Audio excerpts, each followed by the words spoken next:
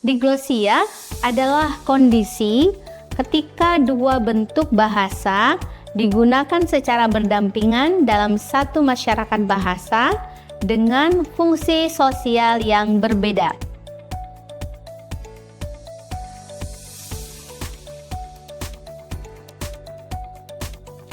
Assalamualaikum warahmatullahi wabarakatuh. Sahabat pembelajar semuanya, berjumpa kembali dengan saya, Wulandari, dalam mata kuliah Fikih Lugah. Pada pertemuan kali ini, kita akan membahas sebuah tema yang sangat penting dalam kajian kebahasa Araban, yaitu diglosia dalam bahasa Arab. Mungkin sebagian dari kalian pernah memperhatikan kenapa bahasa Arab yang kita pelajari di kelas kadang terasa sangat berbeda dengan bahasa yang kita dengar saat menonton drama Arab atau video YouTube orang Mesir misalnya. Nah, jawabannya ada di fenomena yang disebut diglosia ini. Apa itu diglosia? Istilah diglosia dalam bahasa Arab dikenal dengan ats-tsunaiyah al-lughawiyah atau al-izdiwajiyah al-lughawiyah. Diglosia adalah kondisi ketika dua bentuk bahasa digunakan secara berdampingan dalam satu masyarakat bahasa dengan fungsi sosial yang berbeda. Sederhananya, diglosia adalah situasi ketika dua variasi bahasa digunakan berdampingan dalam satu masyarakat, tapi masing-masing punya fungsi sosial yang berbeda. Biasanya, satu dianggap bentuk tinggi yang kita sebut dengan high variety, dan yang satunya lagi rendah atau low variety. Dalam konteks Arab, high variety ini adalah bahasa Arab fusha, bahasa baku, bahasa formal, dan digunakan dalam konteks resmi seperti khutbah, berita, karya ilmiah, dan Al-Quran.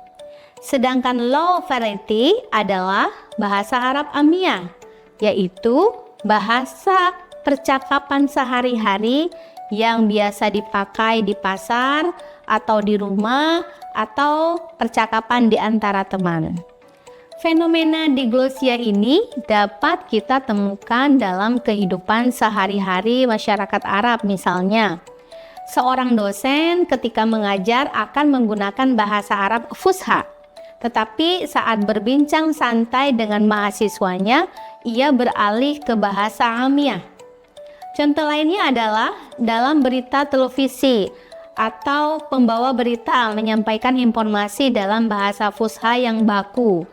Namun, ketika wartawan mewawancarai masyarakat secara langsung, bahasa yang digunakan adalah dialek lokal. Hal ini menunjukkan adanya pembagian fungsi bahasa secara jelas. Fusha untuk konteks formal, sedangkan Amiyah untuk konteks informal. Inilah bentuk nyata dari diglosia.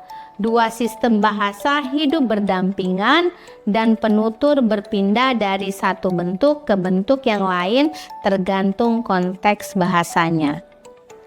Fenomena ini menarik perhatian banyak peneliti, tapi ternyata tidak semua sepakat dalam memandangnya. Ada yang ingin menaikkan status bahasa Amiyah supaya bisa sejajar dengan fusha. Ada juga yang berpikir sebaliknya, menyatukan fusha dan Amiyah menjadi satu bentuk bahasa baru yang disebut lahja al-arabiyah mushtarakah, atau kita kenal dengan dialek Arab bersama. Ada pula yang cukup radikal, mereka mendorong penggunaan bahasa Amiyah dalam karya ilmiah dan sastra. Bisa dibayangkan bagaimana nanti kalau artikel ilmiah ditulis dengan dialek Kairo atau Syam. Menarik sih, tapi juga menantang ya. Artinya dialek mencakup aspek bunyi, kosakata, bahkan juga struktur bahasa. Dalam perkembangan sosial, muncul pandangan bahwa bahasa Fusha dianggap bahasa zaman dahulu atau dalam tanda kutip jadul. Banyak umat Islam tidak lagi menggunakan bahasa Arab baik Fusha maupun Amiyah dalam komunikasi sehari-hari. Karena alasan kepraktisan, penggunaan bahasa Amiyah dianggap lebih efisien dan relevan untuk kehidupan modern. Dalam banyak konteks, bahasa Amiyah dianggap tidak perlu kaidah nahwu yang rumit dan lebih cair dalam interaksi sosial. Nah, sahabat pembelajar, fenomena diglosia ini tentu punya dampak yang luas dalam pendidikan. Misalnya, siswa belajar bahasa Arab Fusha di sekolah, tetapi ketika pulang ke rumah mereka berbicara bahasa Amiyah. Ini bisa menciptakan jarak antara bahasa yang dipelajari dengan bahasa yang digunakan dalam kepribadian dan etika. Pilihan bahasa juga menunjukkan sikap sosial seseorang. Penggunaan Fusha bisa memberikan kesan formal dan berwibawa, sementara Amiyah terasa lebih akrab. Adapun di bidang seni, misalnya lagu-lagu, drama, dan karya sastra populer sering menggunakan bahasa Amiyah untuk menjangkau audiensi yang lebih luas. Lalu pertanyaannya adalah, bagaimana respon para peneliti terhadap penghapusan diglosia? Ketika muncul gagasan untuk menghapus diglosia, responnya terbagi menjadi dua kubu. Kelompok pertama melihat diglosia sebagai tanda peradaban, menunjukkan dinamika dan kekayaan budaya Arab. Kelompok kedua melihatnya sebagai masalah besar yang harus diatasi karena dianggap menghambat kesatuan bahasa Arab secara utuh. Tapi, sahabat pembelajar, penggunaan bahasa Amiyah secara luas juga pasti menimbulkan kekhawatiran. Bayangkan kalau Amiyah benar-benar menggantikan Fusha, struktur karya sastra klasik Arab akan terganggu dan bahkan ada kemungkinan Al-Quran diterjemahkan ke dalam dialek lokal. Selain itu, setiap wilayah punya dialeknya sendiri. Mesir misalnya berbeda dengan Syam, Teluk atau Maghrib. Kalau Amiyah dijadikan bahasa utama, maka akan sulit membangun kesatuan bahasa Arab di dunia Arab.